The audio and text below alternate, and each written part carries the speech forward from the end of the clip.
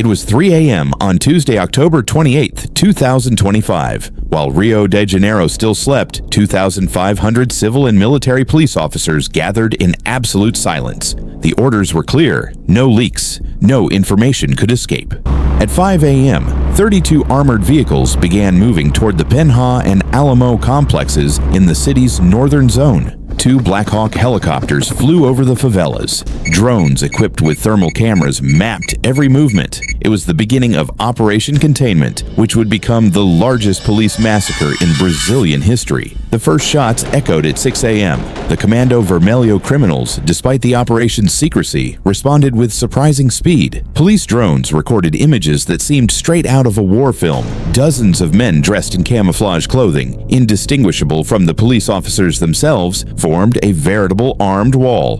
They carried .762 caliber rifles, AR-15 .50 caliber machine guns, and even grenades. The shocking images showed criminals moving in military formation as if they were a trained army, disappearing through the clandestine trails in the Vila Cruzeiro forest. The criminals' response was immediate and brutal. Barricades began appearing throughout the region. These weren't simple obstacles. They were complex structures, some on fire, made with tires, wood, debris, and even stolen vehicles.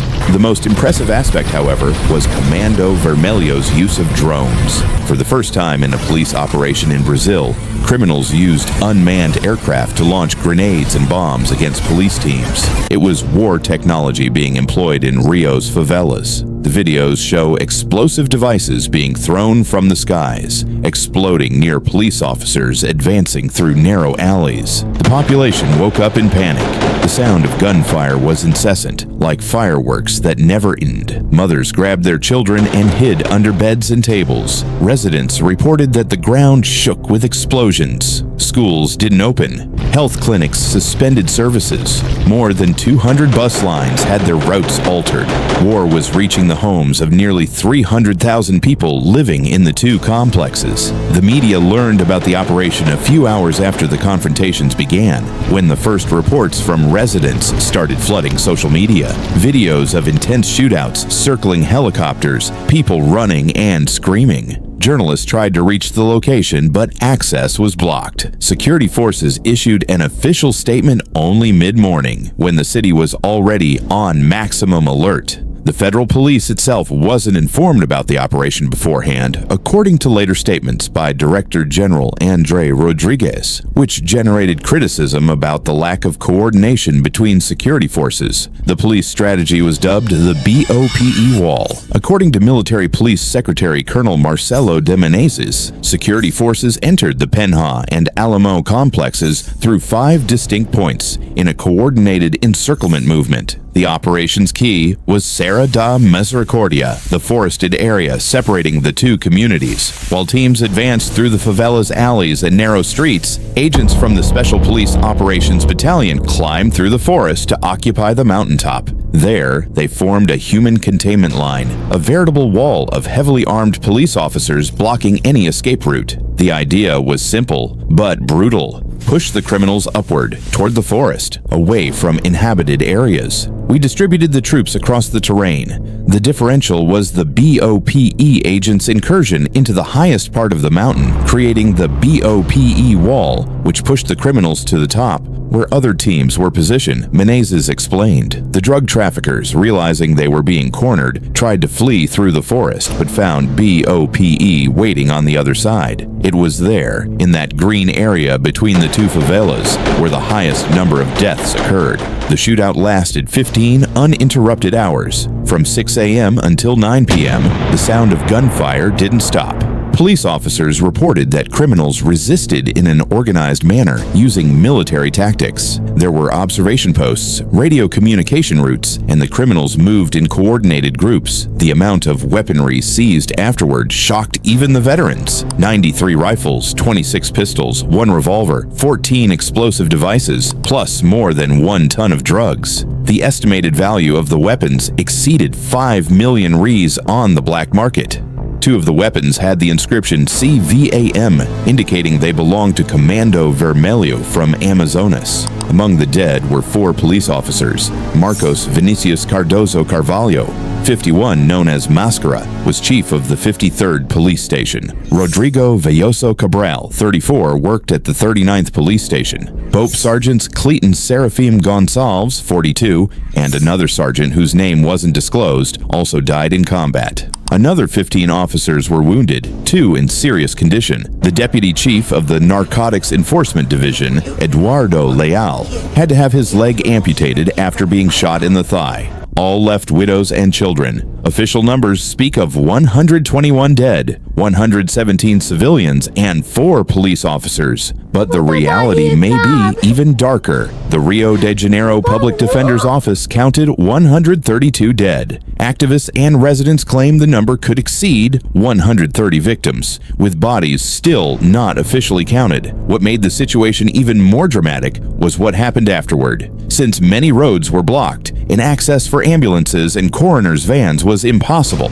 about 70 bodies were removed by residents themselves from the forest area. They carried the corpses to São Lucas Square in the Penha complex, where they piled them in a scene of absolute horror. In the early hours of Wednesday, October 29th, dozens of people circulated through the square, searching for missing relatives. The bodies were lined up on the ground, most without clothes, exposed to the elements. Mothers cried upon recognizing sons. Brothers embraced dead brothers. The president of the Community Association of Penha's Proletarian Park, Erivelton Vidal Correa, described the scene. Many deformed bodies with perforations in the face, machete wounds. Residents reported finding people tied up with gunshot marks on the forehead, back, and legs. One resident said he saw a corpse still holding a grenade. Civil Police Secretary Felipe Curry announced the opening of an investigation for procedural fraud. According to him, images show people removing camouflage clothing from the criminals' bodies.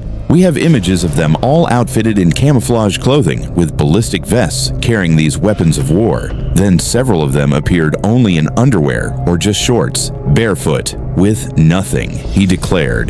The suspicion is that this action was done to alter the crime scene and make it difficult to identify the dead as drug traffickers, transforming them into apparent innocent civilians. The official objective of Operation Containment was clear: execute 100 arrest warrants against Comando Vermelho leaders and contain the faction's territorial expansion. The main target was Edgar Alves de Andrade, Doca da Penha, also known as Urso Bear, considered the CV's number 2 leader and one of Brazil's most wanted criminals. Doca is under investigation for 329 crimes, including 112 homicides. There are 34 arrest warrants against him, and Crime Stoppers offers a reward of 100,000 Rs for information about his whereabouts. He commands the infamous Drug Trafficking Tribunal, responsible for executing rivals and civilians who break the faction's rules. But Doca managed to escape. According to intelligence information, he fled the Penha complex, escorted by a group of about 70 heavily armed criminals, disappearing before the operation even got close to him. His right-hand man, however, wasn't as lucky. Nicolas Fernandez Suarez, identified as Doca's financial operator, was arrested. Another important arrest was Tiago do Nascimento Mendes, aka Belão do Quitungo, one of Comando Vermelho's chiefs in the region, investigated for drug trafficking, illegal arms trade, and participation in armed confrontations. In total, 113 people were arrested, including 10 adolescents. Among those arrested were wanted criminals from various Brazilian states: 32 from Pará, 18 from Bahia, 3 from Pernambuco, 1 from Santa Catarina, 1 from Espírito Santo, and 1 from Maranhão. The massive presence of criminals from other states confirms what investigators already suspected. The Penha complex had become a true national sanctuary for Comando Vermelho fugitives, a drug trafficking bunker where criminals from all over Brazil hid from justice. 4 of the 32 criminals from Pará who had arrest warrants issued were captured. The operation resulted from over a year of investigation conducted by the Narcotics Enforcement Division, which mapped leaders, drug and weapons routes, and the criminal organization's financial structure. However, the final tactical planning was done overnight, according to police sources. The trigger for launching the operation was a conflict that began in the early hours of Monday, October 27th, in the Chapadão complex. CV members tried to rob drug sales points in the Pedreira community, dominated by a rival faction, and requested reinforcements from the Alemão complex. Authorities intercepted these communications and realized it was the ideal moment to act before the faction consolidated even more territorial power. The decision to act quickly, without army support, as in previous operations, was controversial. In 2010, when there was a major operation in Alemão, the army actively participated. This time, Governor Claudio Castro stated he requested armored vehicles from the army, but the request was denied. The operation was conducted exclusively by state police, with technological support from 2 helicopters, 32 armored vehicles, 12 demolition vehicles from the Special Operations Support Unit, and surveillance drones. State public prosecutors accompanied the action on site. One controversy that emerged later was about police body cameras. By determination of the Supreme Federal Court in ADPF 635, known as the Favelas ADPF, all police operations in Rio must have video recording. Military Police Secretary Marcelo de Menezes stated that all officers wore cameras but admitted that part of the footage may have been lost. According to him, the equipment batteries last about 12 hours, and since the operation began at 3 a.m. and extended until night, many devices' batteries died during the confrontation. Given the scenario the officers were in, certainly at some point the batteries lost charge, he justified. The explanation was received with skepticism by human rights organizations. The criminal faction's reaction went beyond armed confrontation. In retaliation for the operation, Comando Vermelho orchestrated a wave of attacks that paralyzed the city. Criminals set fire to 71 buses and scattered garbage dumpsters across Rio's main roads. Avenida Brazil, the city's main artery, was blocked. Linha Amarela, Linha Vermelha, and Grajaú Jacarepaguá Highway became impassable. Upscale neighborhoods like Tijuca and Vila Isabel were also affected. In the metropolitan region, BR 101 in São Gonçalo was blocked. The city went into panic. Many people had to return home on foot, walking miles under the scorching sun. Governor Claudio Castro classified the operation as a success and stated that all the dead were criminals, a statement he made before the bodies were even fully identified. It was the beginning of a major process, he said.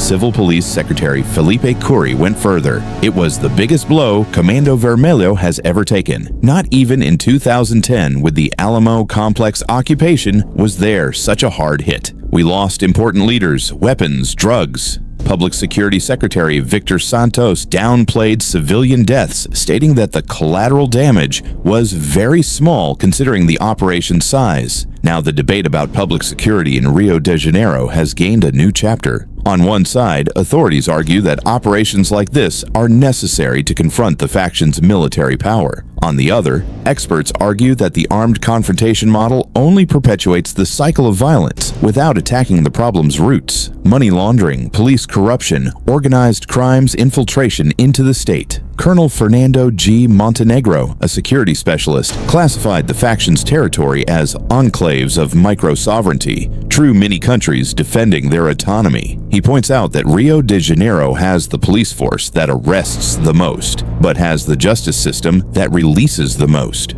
Operation Containment became a symbol of something greater: the Brazilian state's failure to guarantee public security through brute force. While the main target escaped, 121 people died, hundreds of thousands were traumatized, and the question remains, was it worth it? For the families of the 4 dead police officers, certainly not. For the residents who carried 70 bodies through the forest, also not. For the mothers who lost sons regardless of whether they were criminals or not, the answer is a painful echo of no. 3 days after the operation, the city's atmosphere returned to apparent normalcy.